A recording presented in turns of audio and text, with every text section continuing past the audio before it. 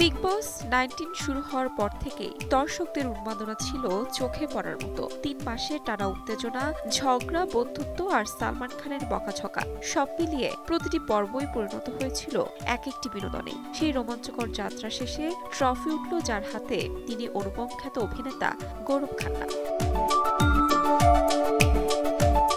Celebrity মাস্টারশেপে বাজিমাত করার পর এবার বিগ বসের মঞ্চেও নিজের শ্রেষ্ঠত্ব প্রমাণ করলেন তিনি। গ্র্যান্ড ফিনালেতে ফারহানা ভাটকে হারিয়ে গৌরব জিতে নিলেন বিগ বস 19-এর শিরোপা। সালমান খানের সঞ্চালনায় চলা এই শো এর শেষ দুয়ে ছিলেন গৌরব এবং ফারহানা। তবে তুমুল লড়াই শেষে দর্শকদের ভালোবাসায় এগিয়ে গেলেন গৌরব।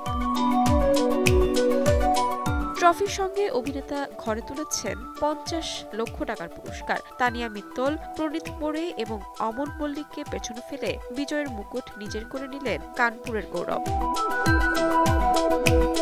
তবে গৌরবের যাত্রা বিগ বসের প্রচলিত বিশৃঙ্খল পথে হয়নি। বেশিরভাগ সময়ই তিনি ছিলেন লো প্রোফাইল, খুব কম বিতর্কে নিজেকে জড়িয়েছিলেন। শান্ত সংযমী স্বভাব কখনো কখনো সমালোচনার কারণ হলেও শেষমেশ সেটাই তাকে এনে দিয়েছে দর্শকের সমর্থন, ভালোবাসা এবং বিজয়ের মুকুট।